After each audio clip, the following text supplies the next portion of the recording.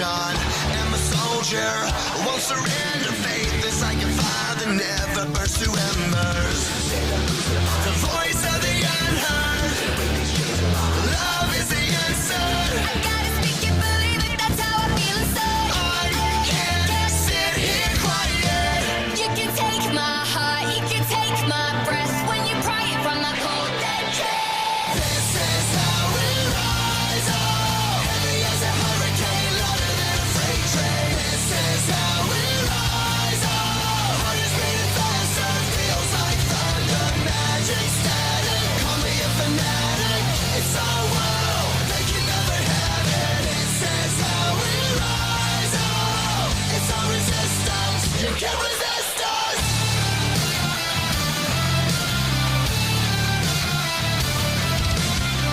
Can you hear me? Are you listening? Sleeping and the shadows could be making history. Through the fire, on the water, used to be a slave, but now you are a conqueror. They can take my heart, they can take my breath when they pry it from the cold dead chest. This is how we rise up. Heavy as a hurricane, louder than a freight train. This is how we rise up. Heart is beating faster, feels like thunder. Magic static, call me a fanatic. It's our world, they can never have it. This is how we rise up. It's our resistance, you can't resist us. We're rising up, rising up,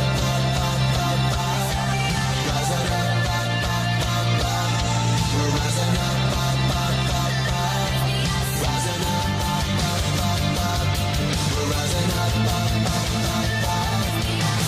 This is how we rise up. It's our resistance, you can't resist us. This is how we rise up. Heavy as a hurricane, louder than a freight train. This is how we rise up. Heart is beating faster, feels like thunder. Magic static, call me a fanatic. It's our world, they can never have it. This is how we rise up. It's our resistance, you can't resist us.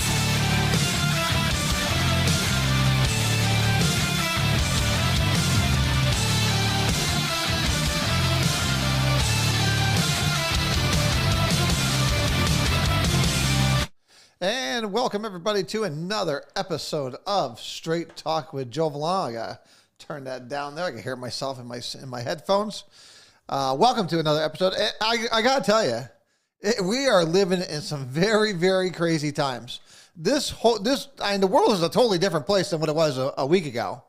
If you look back in so many aspects of it, with Ukraine, with gas prices, with all energy prices, the stance on I guess where Americans stand on freedom around the world and protecting those that can't protect themselves. Personally, I thought America was better than this, but apparently to Joe Biden, President Biden, I guess we're not. And I've heard so many excuses about why we can't do something, but I haven't heard anything of what they want to do. And I'm hoping somewhere out there in the ether, or at least somewhere in the halls of Congress, that we have a Charlie Wilson. I'm hoping somewhere there is a Congressman Charlie Wilson out there somewhere. If anyone does not know who Charlie Wilson is, you should go and watch the movie Charlie Wilson's War. And what it is that he ran covert operations to help the Afghans beat the communist Russian army that invaded, and basically is how Russians were defeated in Afghanistan. It was mostly thanks to one congressman, Charlie Wilson from Texas. He was a Democrat too. So I'm hoping that there is one of them out there that is doing everything they possibly can to help Ukraine out, because right now they're being left to be slaughtered. And I'm trying to figure out why. Why are we allowing this to happen? One, I guess the bigger question is, how did we get here? How did we even allow this to happen? And I was watching of course, it is my job to sit there and watch through all the Sunday shows. So I do it before I come onto the show. And most of them were explaining on why they can't do a no-fly zone.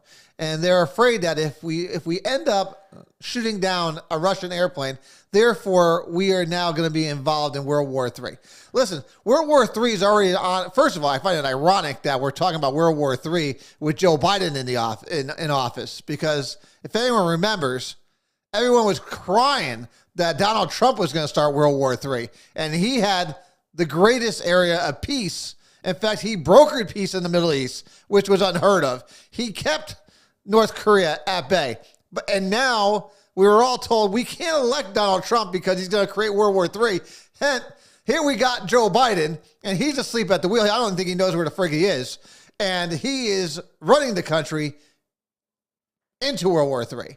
And we're doing that by allowing Russia to do whatever the hell they want.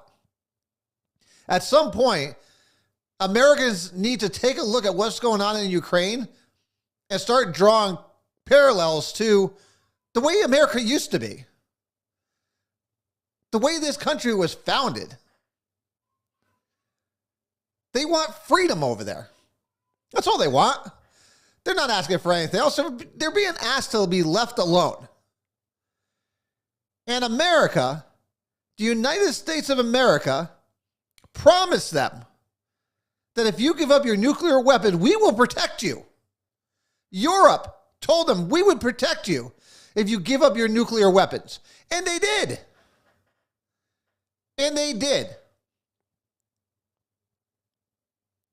And look what they're getting in return. Look what they're getting in return. And you ask why all these countries want nuclear weapons. It's for protection. Hell, we're afraid to go in because we're afraid that Russia's going to use nuclear war on us.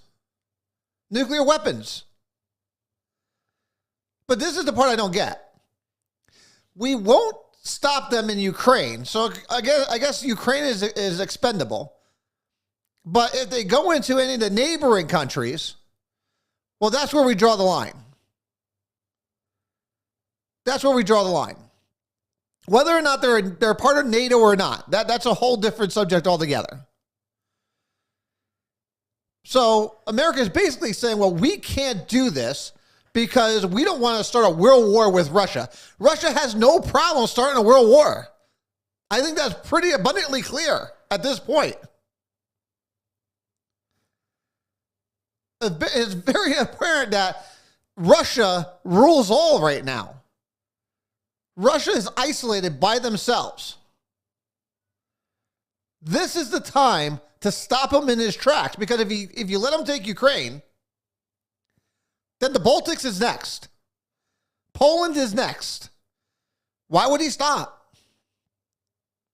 Why would he stop? He knows no one's going to do anything about it because they're all afraid of his nuclear weapons. He is basically taking Europe hostage right now. And they're doing that without even having to launch a nuclear, because what they've done now is they're putting mines all over the nuclear power plants. This could have all been avoided. This could have all been avoided. And now we as Americans have to sit here and watch this on TV. And I get it. Americans are weary for our war. I get it. Nobody wants to go to war. No one wants to put American troops at risk. But let's call it for what it is. This is genocide going on over there, right? They're just shelling citizens and civilians with no care in the world. I thought America was better than that by not allowing that to happen. We have many ways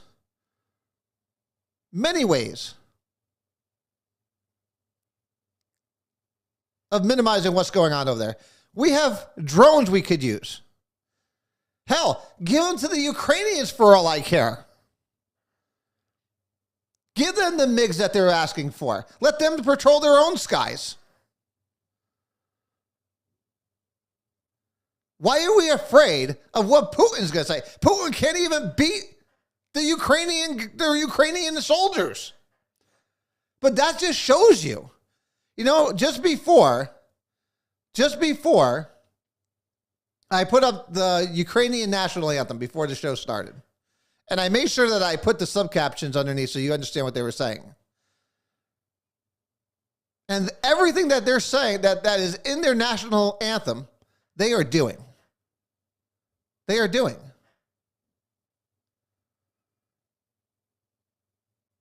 They're going to die for their own country, for their own freedom. That they're trying to take away from them. The United States is definitely afraid right now. For what? I have no idea for. I have no idea why they would be. If the European nations and the United States turn around and really, really want to do something, they could do it. Why they're not is a huge mystery. Huge mystery. All these sanctions that were put on to make, and this is where the part that really confuses me. We put all these sanctions on Russia that was supposed to cripple them. Does anyone know what's the one sector of their economy that is not being touched?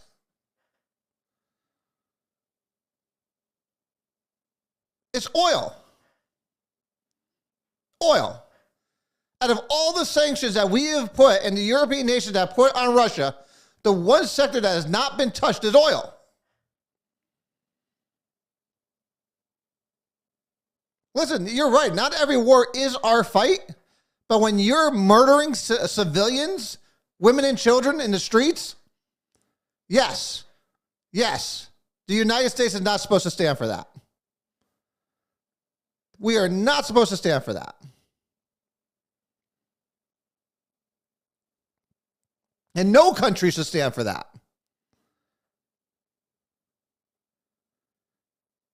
And I thought we were better than that to allow that kind of stuff to happen. And to sit there and say because they're not part of NATO, neither was Kuwait. Neither was Kuwait when Saddam decided to walk into there. And every country stood up and said, absolutely not. We're sending troops over there. The United Nations is just a joke.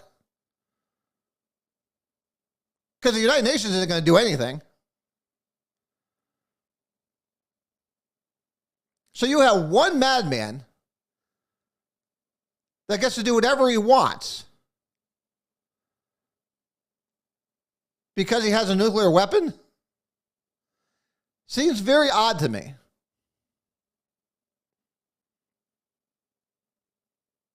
Seems very odd. But like I said, if he steps into the Baltics or into Poland, we got you.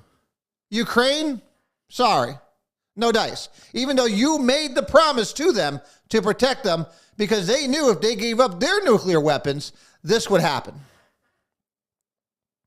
And we're witnessing it. The question is, how long will the American people sit there and watch this on TV?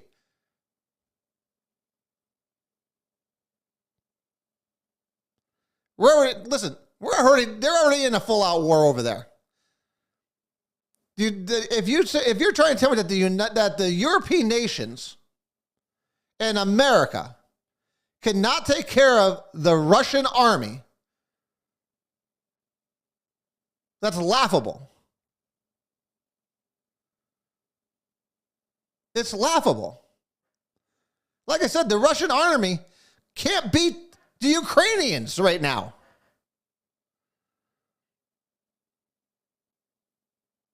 And you think they're going to be any force for the United States and Great Britain and Germany and France and Poland?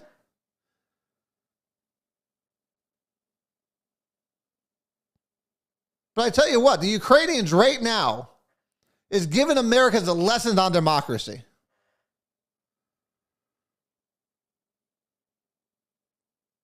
That's what America used to be.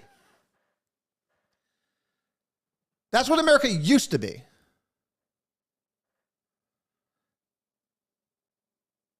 First of all, first thing you do, Craig, we're financing this war over there. Does anyone realize that? As we sit here and criticize it, as our government criticizes what's going on, we're financing it. And we're financing it because of this. We're grabbing all the oil we possibly can from Russia. If you notice, it's the one segment, like I just talked about, it's the one part of their economy we will not go after. And that's all because we shut down production here. And it all started once Biden got elected. All those people that say the president has no control over the oil prices is BS. Is BS. The policies that the U.S., one of the largest consumers of energy and oil and natural gas, our policy absolutely determines oil prices. And the fact that we have closed all of our oil production here and we rely on Russia and Iran for oil, we are financing everything that's going on over there.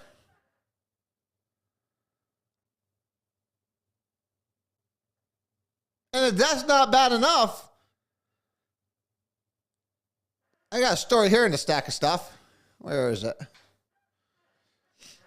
Oh, there it is. So here's the headline. Biden administration courts Venezuela as Russian economy takes hit from sanctions.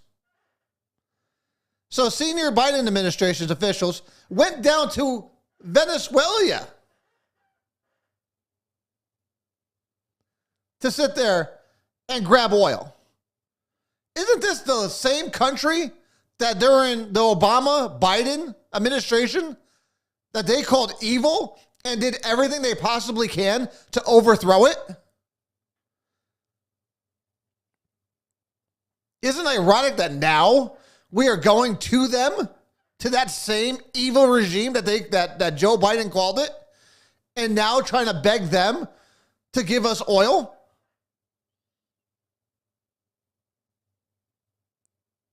It is absolutely lunacy. What is going on? And none of this makes any sense to me. It makes no sense to me. Why the hell would we want to get oil from all these foreign countries when we could do it here at home? We call these governments evil.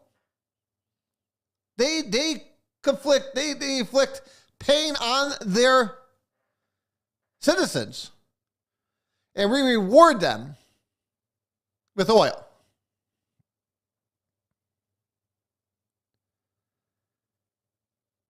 It is absolutely crazy. And all of this could be prevented.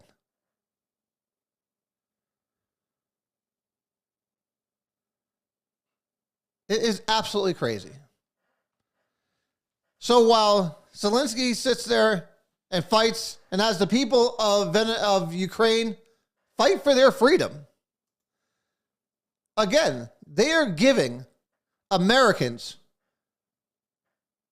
a glimpse of what America used to be back in the day. There are Ukrainians from all over this world that are flying back to Ukraine to go fight. There are people that are sending their families away and staying behind to fight for the love of their country.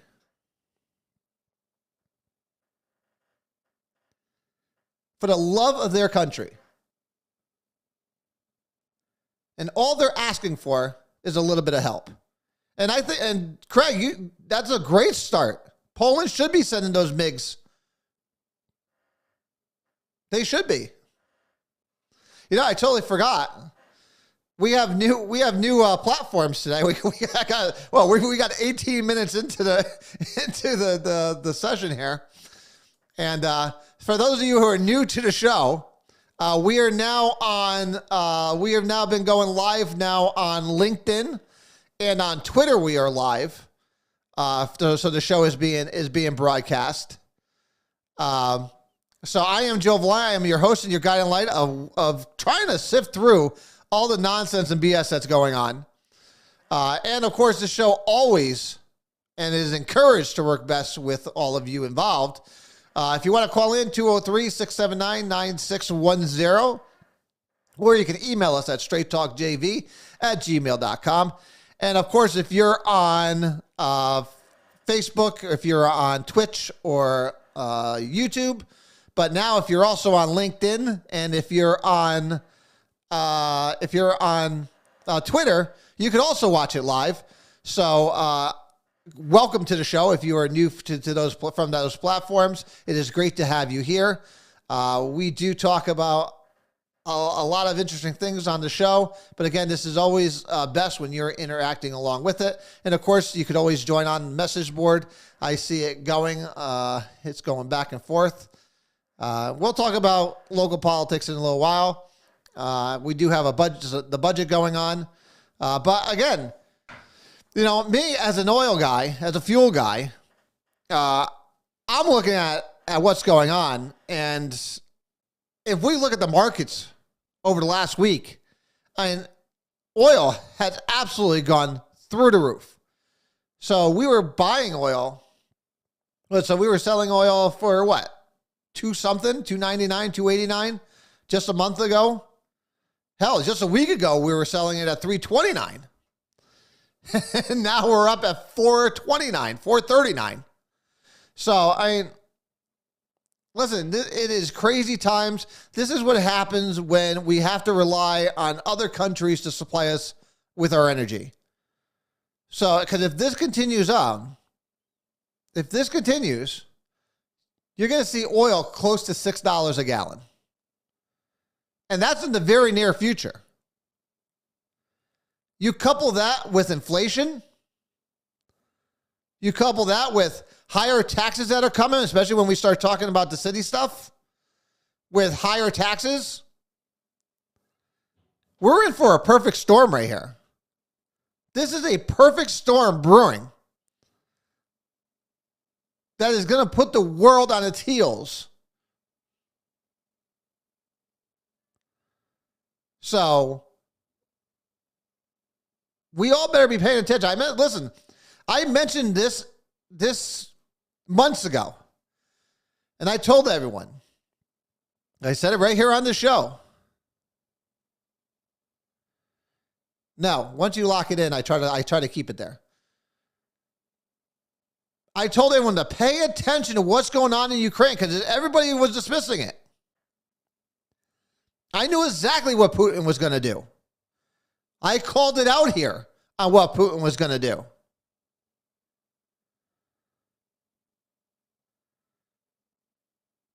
And it's exactly what happened. It's not hard to see. You just got to be looking for it. If you know Putin and you know his history, again, this is why people, you really need to learn history. You need to read about the history, not only of America, but of all these countries. If you just sit there and read history, you will see this stuff coming a mile away. Exactly why I say liberals. I know liberals better than they know themselves. I study them. I watch what they do. I look for trends. I could have told you Kathy Abercrombie. In fact, I did tell you Kathy Abercrombie was not coming back. I said it months ago. She's not coming back. Just from the things she did.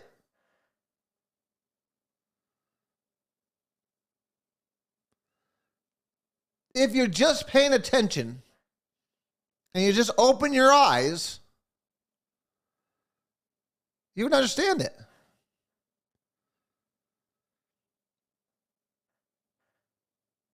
This Ukraine thing was predictable. And I don't know, Craig, I don't know what you're talking about. Yeah, Trump did mock the NATO. He mocked them for not putting up the money that they needed to freaking do it.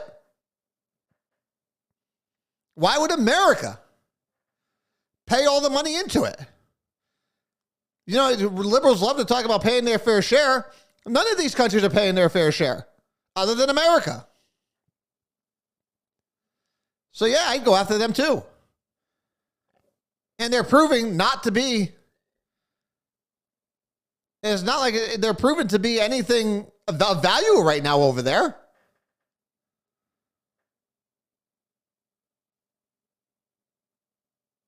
They're not being any value over there. NATO is a joke. They're about as useful as the United Nations. They're as useful as the United Nations.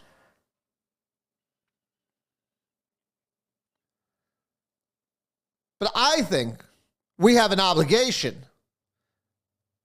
as a beacon of freedom of the world to do something. And whether it's Ukraine or Poland, what's the difference? You can't use that excuse that, well, it's Ukraine, so, you know, if they go into Poland or any of these NATO countries, we're on it. Why let it get that far? Why let it get that far? If it's good enough for us to go after them with Poland, why isn't it for Ukraine? Makes no sense.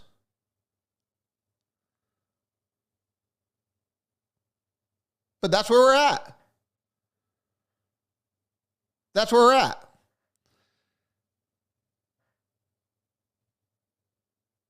That's where we're at.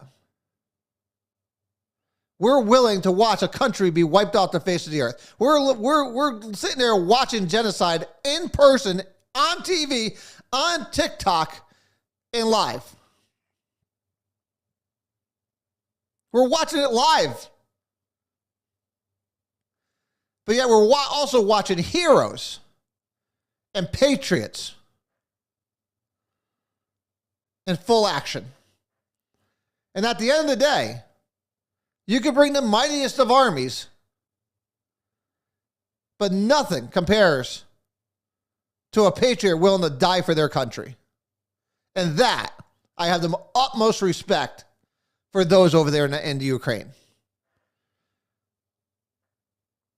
Their leaders are in the trenches, on the front lines, fighting alongside their citizens.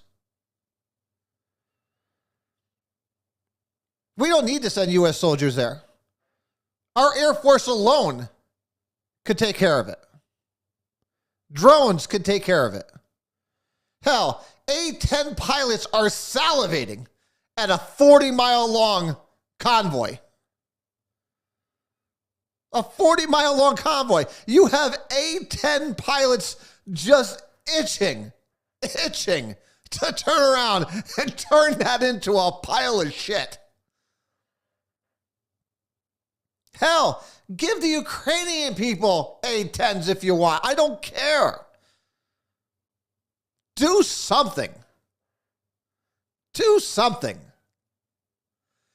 You can't sit around and say, oh, we're doing all these sanctions, but then not touch the one thing that funds all of this, and that's oil.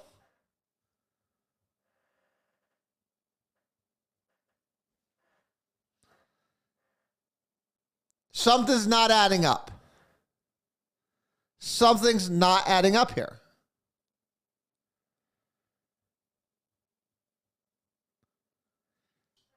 But that's where we're at. And we're going to see where this leads to. Will America finally get tough on Russia?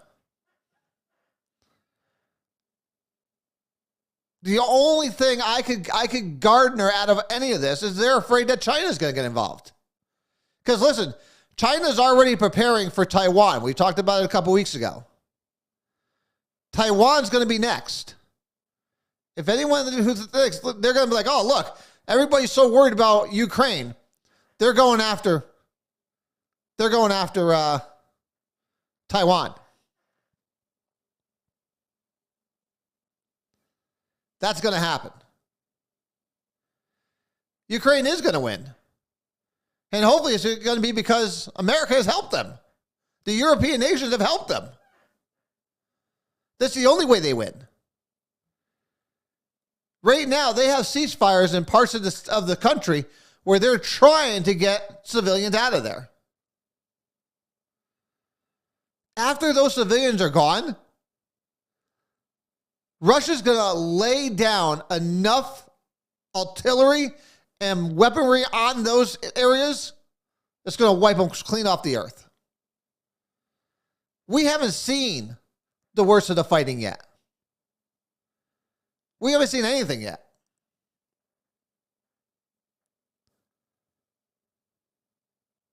We haven't seen anything yet. It's going to get a lot worse before it gets better. So I know those Americans out there that are watching this thinking, oh, this is going to be all right. They're fighting back. Wait. If we don't send them weaponry and planes in the next week and a half, they will be gone. They're letting some civilians, they're letting women and children leave. And a lot of them have gone over to Poland. Yeah, you like my mug? Drain the swamp.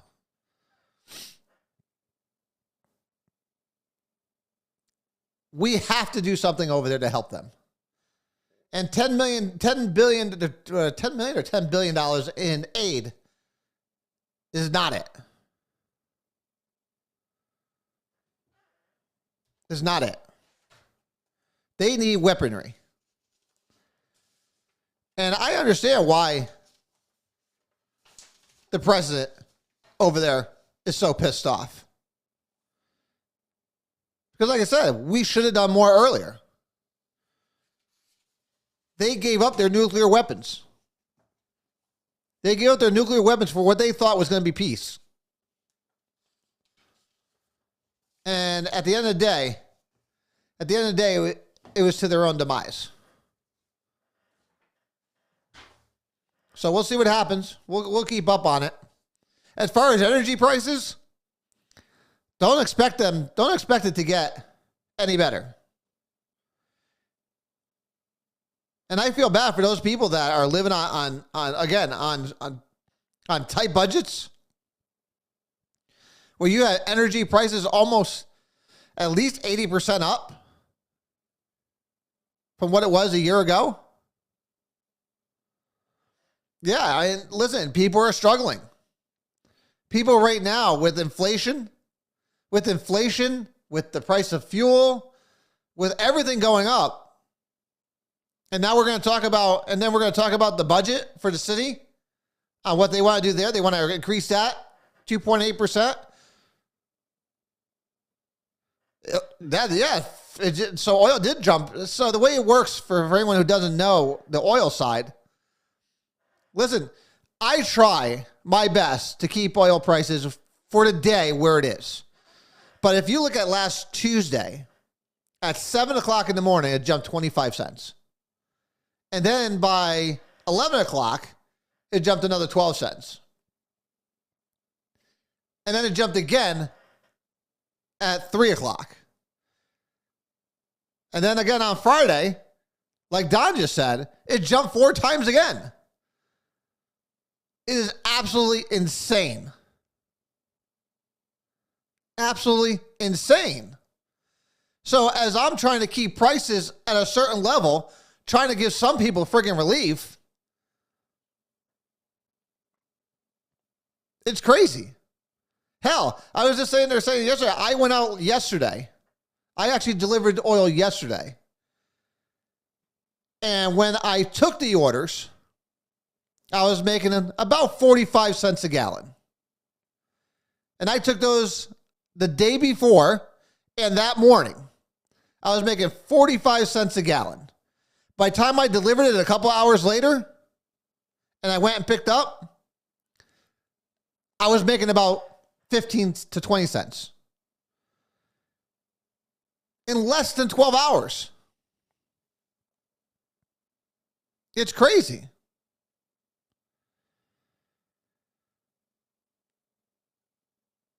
It's absolutely crazy. And it's not going to get any better. It's not going to get any better. This is only the beginning. If America doesn't really get serious, again, this is no joke. I mean, this came from Gas Buddy, which is the funniest thing. So, in fact, especially with the headline, the Biden shut down our production, so we need to depend on others.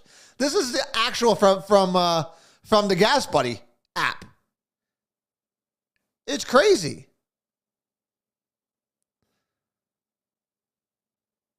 Look at that increase. U.S. policy dictates oil prices. No matter what anybody will tell you, you need to open that pipeline. We need to be energy independent. And then when things like this happen, it doesn't affect us as much.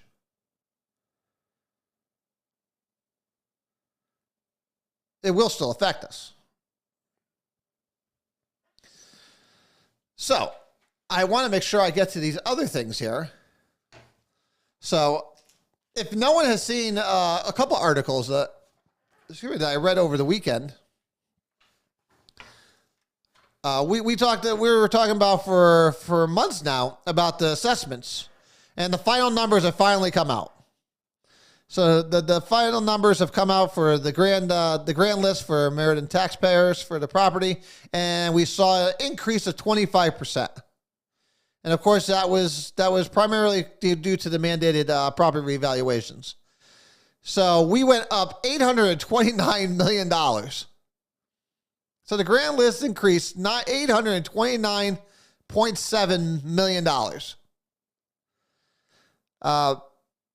The grand list for property, for the motor vehicles, went up 28.18%. And that went up $97 million. So we're up a great deal of money here. So now the question is, the question we have now is, how low does the city council bring the mill rate? Because that's not the only thing that we had of good news, I guess, on the grand list. But apparently, our insurance is going down too, which is a good thing. So now the city manager, like I said before, is looking to increase by 2.8%, which is $5.8 million is the increase that they're looking for. And I can already tell the first thing they're going to say. They're going to say, oh, well, when you look at it, it's only about $190 per taxpayer. So let's see. $190 per taxpayer, if this all stays the same now, an increase, plus energy increases, plus inflationary increases, your pay ain't increasing, your pay staying the same. There are going to be people out there that are going to have to decide, do they want to stay warm or do they want to eat? Do they want to go to work and try to survive? Or do they want to eat? It's crazy that we live in that type of society right now, but that's where we're at. Realistically, that's where we're at.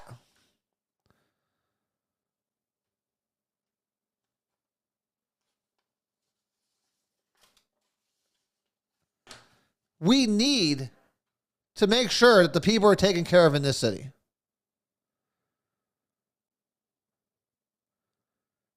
We need to make sure this mill rate gets down to average out these increases.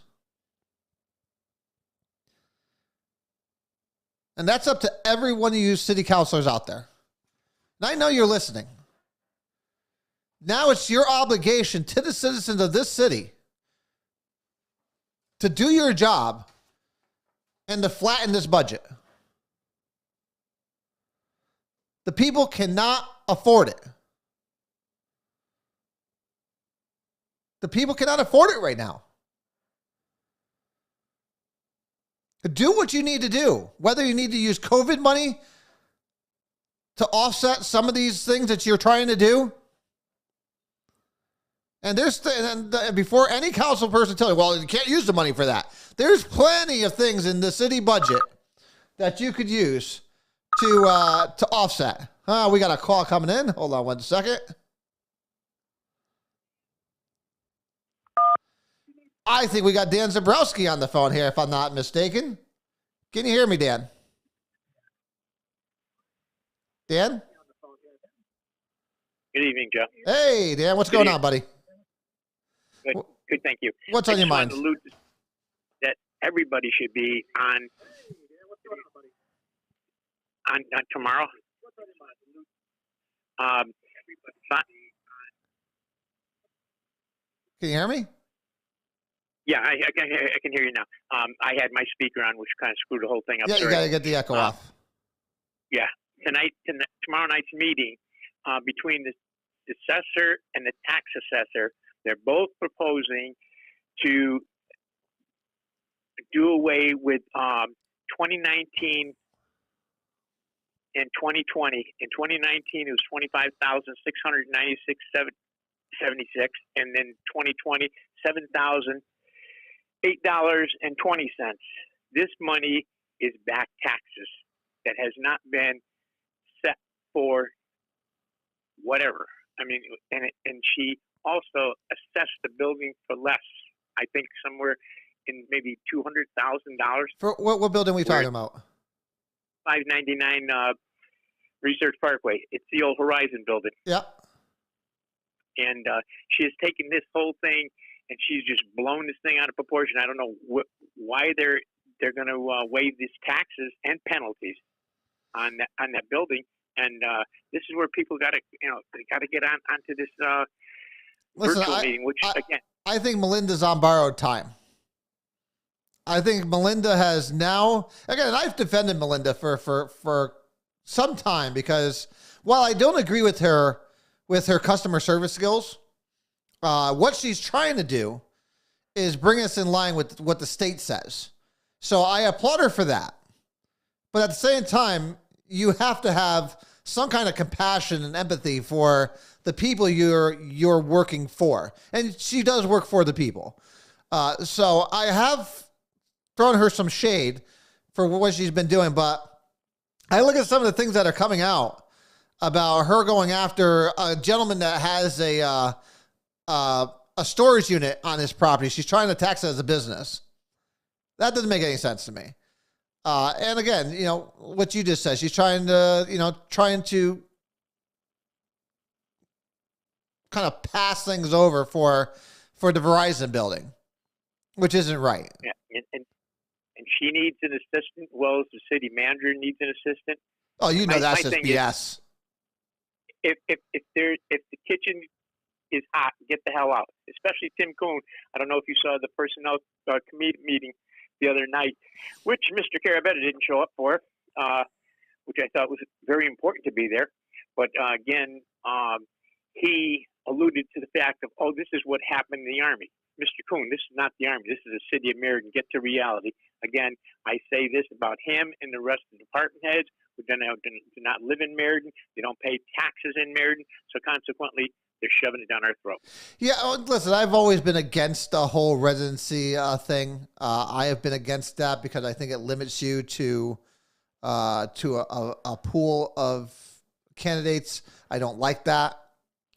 So I'm not going to criticize anyone for not living in the city as long as they're doing what's in the best interest of the citizens of the city. That's what I care about the most. So I don't care if you live here or not, but as long as you're doing the best for them. Like, a perfect example for me would be Kevin, would be the the finance director. Since he's been here, Yeah, Kevin. 10 million times better. He saved us a ton of money. He has things in order, but he doesn't live in the city. He So is definitely the exception to the rule. I applaud Kevin. Kevin has got a lot of smarts. He does delve into no matter where he has to go, he gets out there and gets that job done. he does. And listen, I've known that since the day I met him, and that's why I'm strongly backing him, and I think he's done a tremendous job. I was so happy when he got hired here. So I granted he's married to my cousin on top of it, but you know, that's neither here or there. But you know, he has a track record. But again, if you look at residency stuff and you say, well, he has to live here. Listen, he lives in Orange. He ain't coming out. He ain't gonna move up here. You know, his kids are settled down there. So doing residencies, again, stifles the candidates that are going to apply for your jobs. And we want the best candidate. I don't care about where they live. But that's what I've said. We educate our children in Meriden. We send them off to college. They come back with a degree. And what do they get from Meriden? Squat. Well, that's Connecticut in general right now. That's Connecticut in general. And all this new hiring that they want to propose tomorrow night. Oh my God, it's pathetic. Well, that's just ridiculous. We went through those, and I listen. No, you don't need an assistant city manager. You don't. You don't need an assistant tax assessor. You don't. So, but again, you know, people like Rhodey and Cortez and Jelks, they see an opportunity here to spend money and to sit there and garner votes, so they're going to do whatever they need to. And you would say that. I mean, if I was on council, I'd be just dead set against it, only due to the fact that I live here. I want to do something for my constituents, but it seems like, I mean, Mike Rhodey, he's still working to this day, and that's how he's paying his taxes. But the other thing that just irks me about this virtual meetings is these counselors are paid $600 a year stipend for gasoline. Oh. Now we've had 2 years go by, and it's probably in the budget this year again for $600. Listen, I'm not. First of all, I'm gonna stop you there because I'm not gonna get into, you know, what they get paid, what they don't get paid. Listen, to do the job they do, they don't make nearly enough money. They make $5,000 to $6,000 a year for doing what they do. So I'm not going to get into any of that. Again, first of all, I don't think they should be paid anything in reality, because you're doing it because you love your city. At least that's what you should be doing it for. You shouldn't be doing it for the money. But on the same token, listen, they do a lot, so I'm not going to complain about the $6,000 either. So, you know, I'm kind of caught in that middle where, you know, I care, but I don't care. And for the amount of time they put in, especially coming this time of year, no, you know, their time is worth something. So whether or not, but again, to me, nothing should be virtual anymore. Everything's been opened back up. There's no mass. Everybody should be in person. Every meeting should be in person. And the fact that it's not is more what concerns me, is what are you hiding that you don't want to do it in front of the people? Exactly. Amen to that. Yes, exactly. Because the simple fact that you've got PUC meeting, you got ZBA meeting in person, you got Planning Commission meeting in person, and Board of Education, perfect example. They've been meeting for over a year in person. Yeah. Listen, every meeting should be in person now. There's no reason for it not to be, unless you're trying to hide something and you're trying to stifle, you know, and again, you know, people like Jelks always love to talk about, oh, you know, you're trying to stifle the participation of certain people. And that's exactly what they're doing here. And they're doing it on purpose.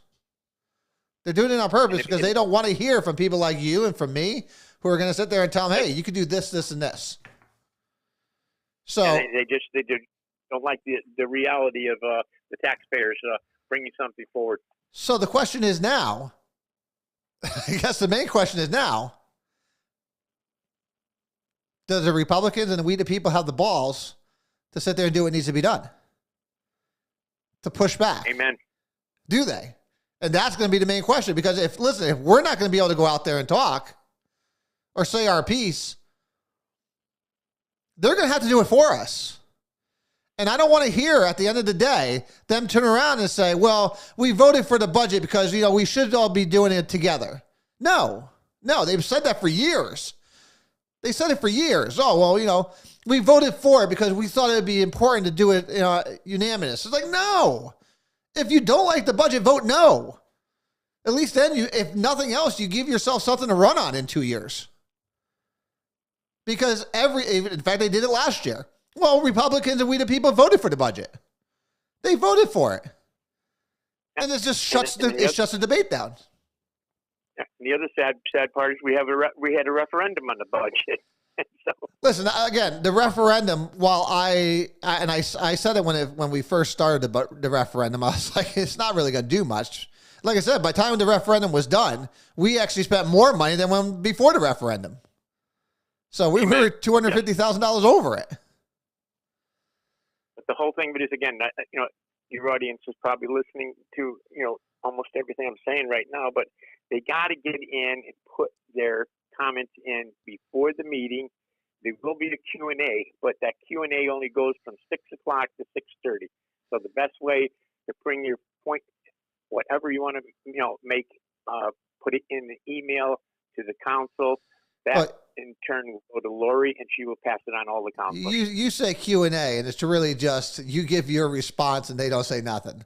That's basically what it is. So Q&A is a little pushing on what actually happens there.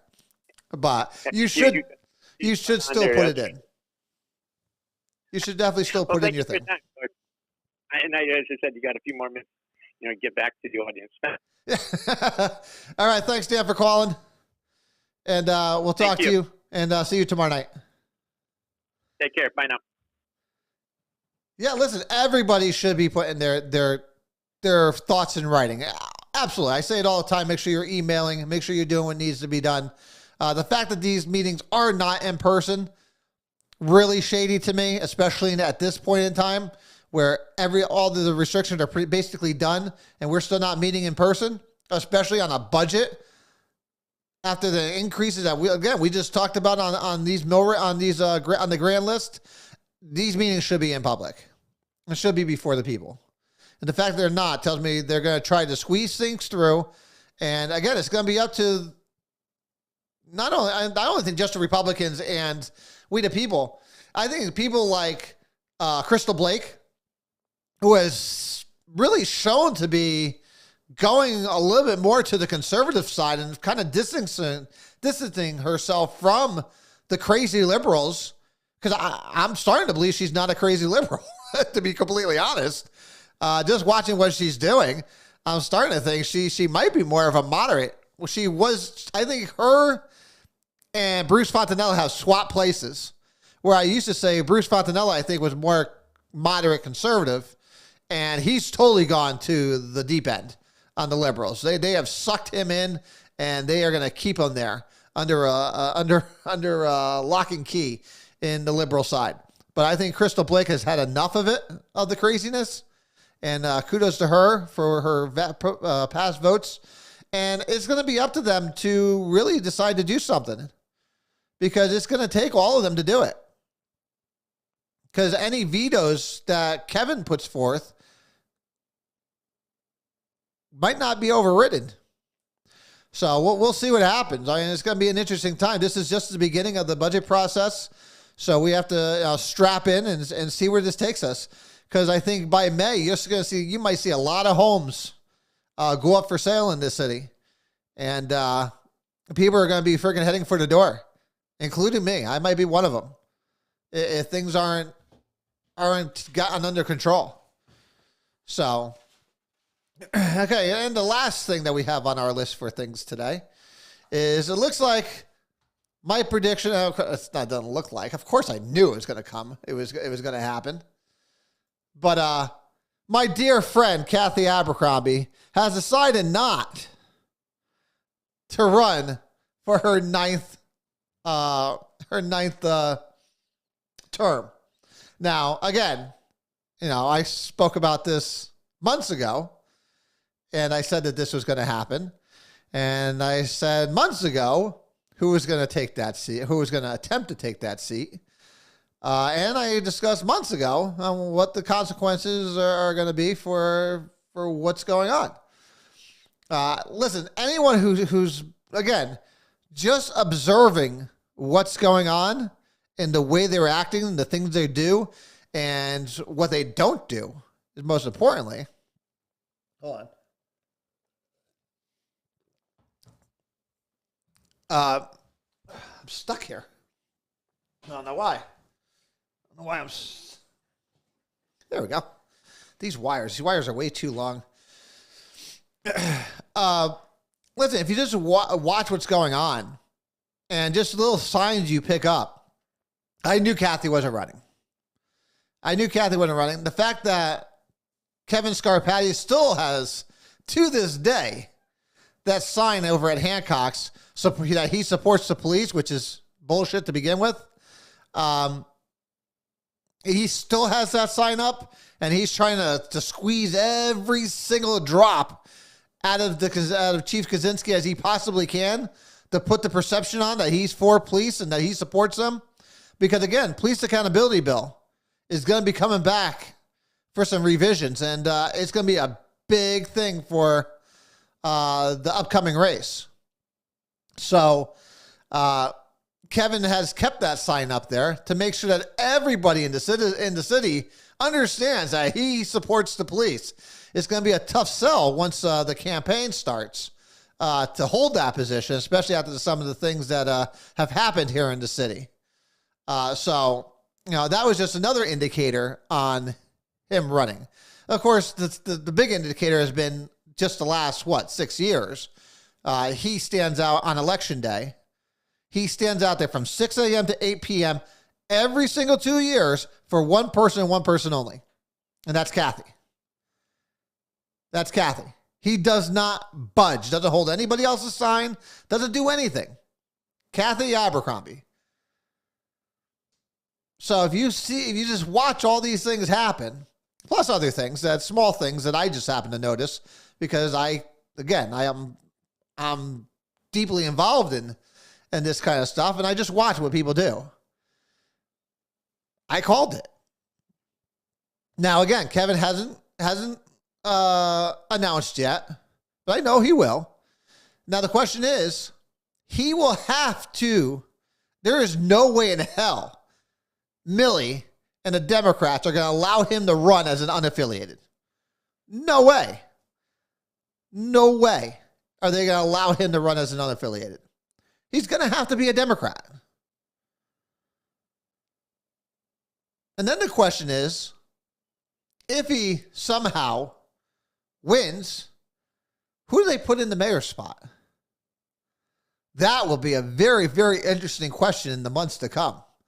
Because I have a couple people in mind that I think he would put in there, but I'm not 100% sure yet, so I'm not going to put my prediction. Because listen, when I put a prediction out there, it's because I've analyzed it and I pretty much know where they're at. So, yeah. So I pretty much know where they're at. Like I said, I know liberals better than they know themselves. And I take pride in that because, again, I love to study history, and I like to watch and analyze what people do. So this wasn't a hard one for me with the whole Kathy Abercrombie. So we'll see if Kevin decides to run.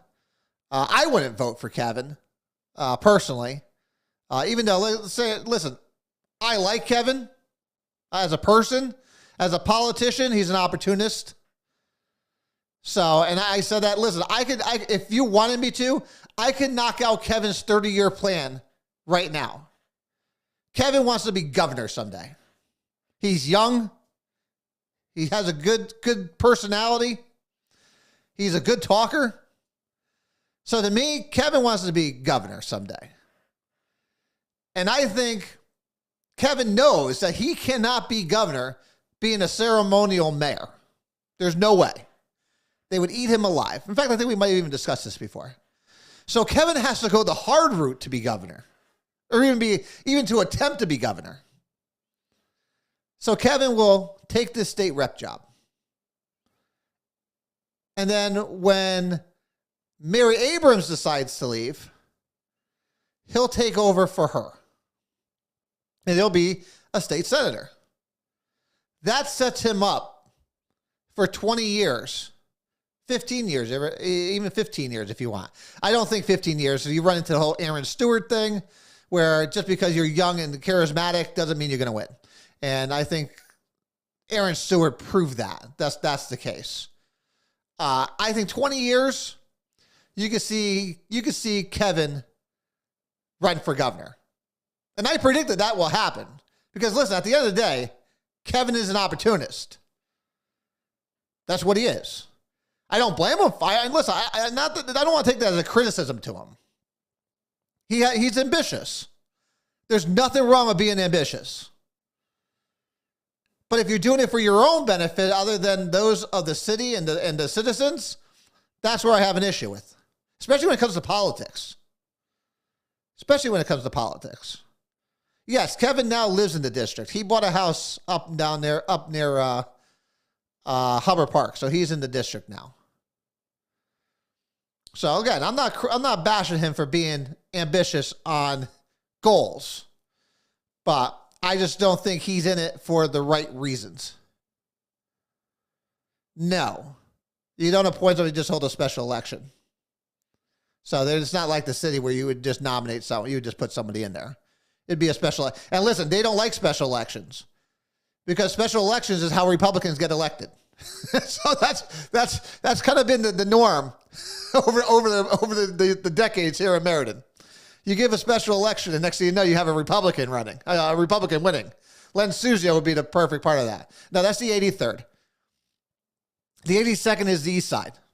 That would be under Mike Quinn. So 82nd would be anywhere from the East Side up to Middlefield. So it will be interesting.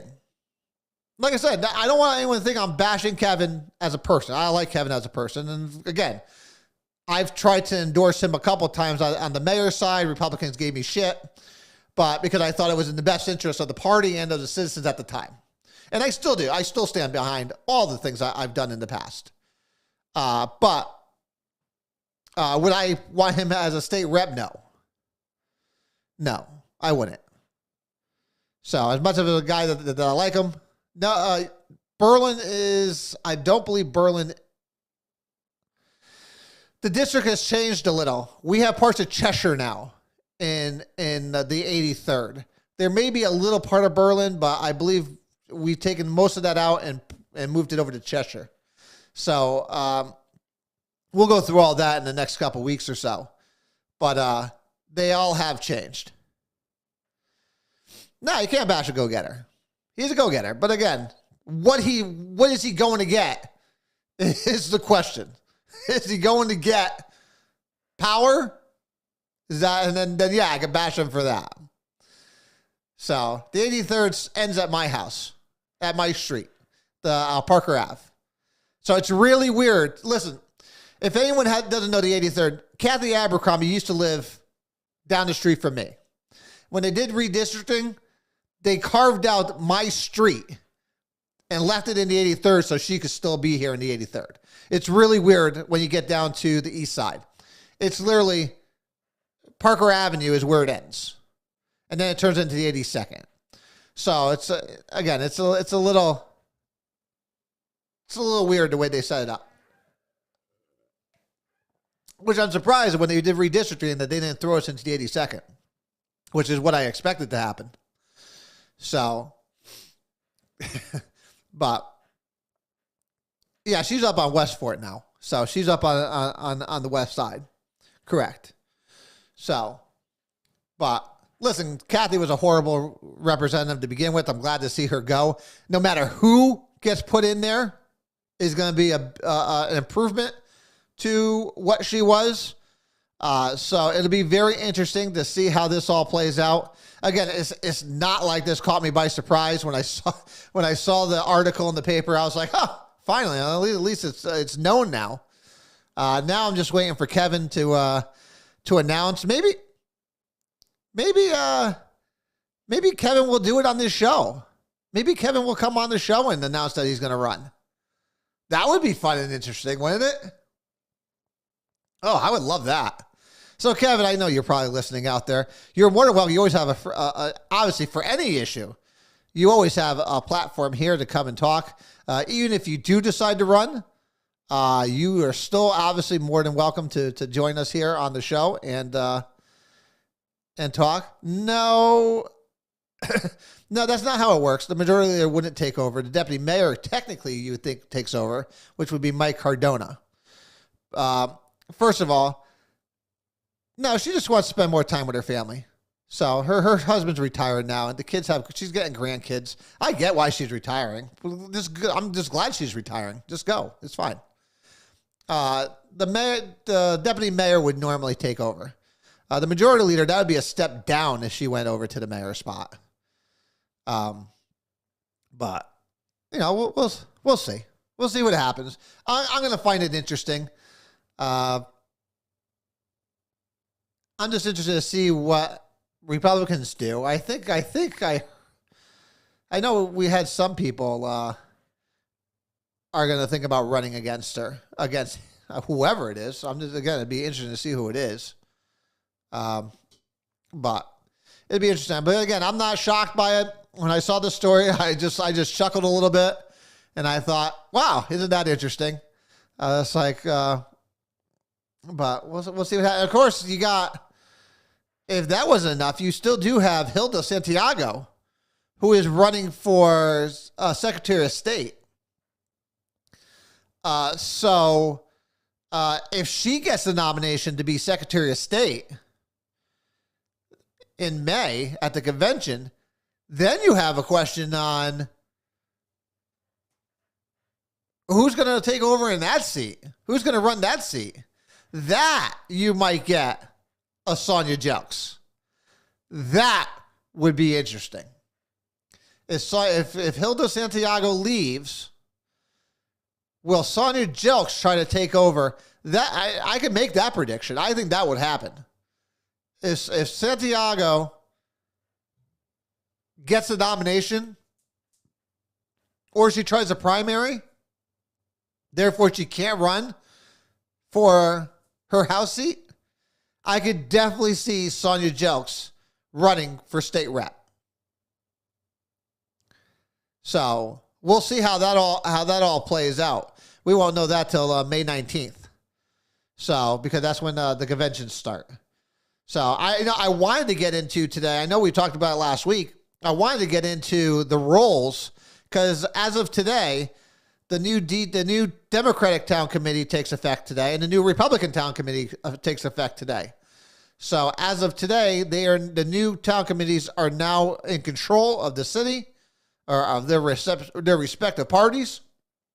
I wanted to talk today about what that means and what their actual responsibilities are and the whole purpose of it. We'll do that next week.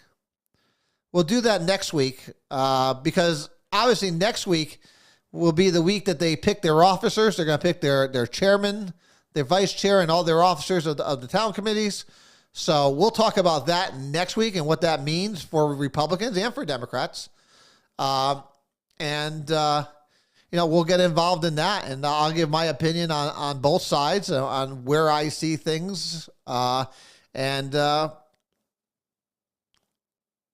I'll sit there and give my opinion on both parties and who I think would be the best ones to move those parties forward. I think Millie is not going anywhere. She's proven to be a winner over the last decade, so I don't see her moving. Republican side's a little bit different. I think that can use some change, and I'll give my opinion on that next week. Anyone of list of them who's on both? I will put the list up next week. Obviously, it's all public record. So there is a list over at the city clerk's office of everyone who's on each town committee. Remember, they represent the RTC represents all Republicans in the city, and those on the Democrat town committee represent all the Democrats. So it is important to have to. It is important to know who they are, and to contact them and let them know where you stand on certain things. But I will post both lists of the Republican Town Committee and the Democratic Town Committee and how you can contact people. I'll make sure I post that for next week. And next week, we will definitely do a quick recap on what's going on in Ukraine. And then we'll dive into the roles of the town committees in the city. And like I said, we'll do both sides. And I'll give my opinions on both. And we'll go from there. Because I think it is important for everyone to know what they do. And honestly, most of the town committee members don't really know what their role is and how big their role is and what their actual job is to do on behalf of the parties they serve. So we'll get into that next week. But until then, guys, as always, God bless you. I love each and every one of you. I love the fact that we could come here every week and enjoy our time together. And some of us will agree and disagree. That's great. It's okay. I don't expect to agree with everybody here, and I don't want everyone to agree with me here because that would be a very, very boring show. So until next week, unless something really big happens where we'll do a show on Thursday, next week will be our next one.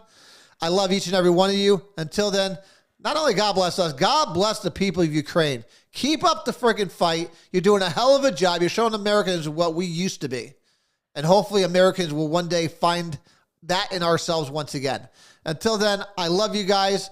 Good night and take care. I will see you all next week.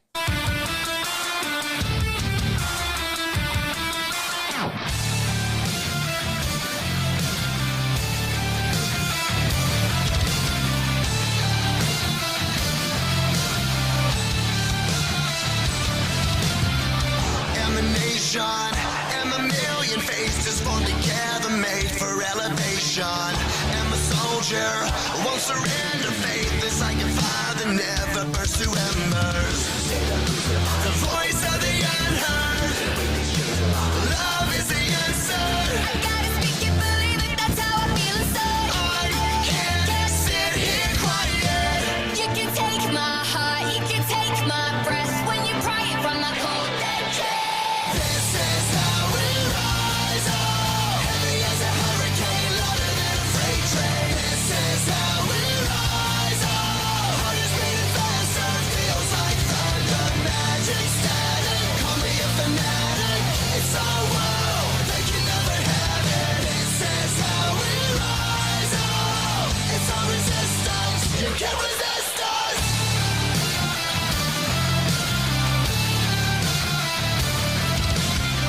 Can you hear me?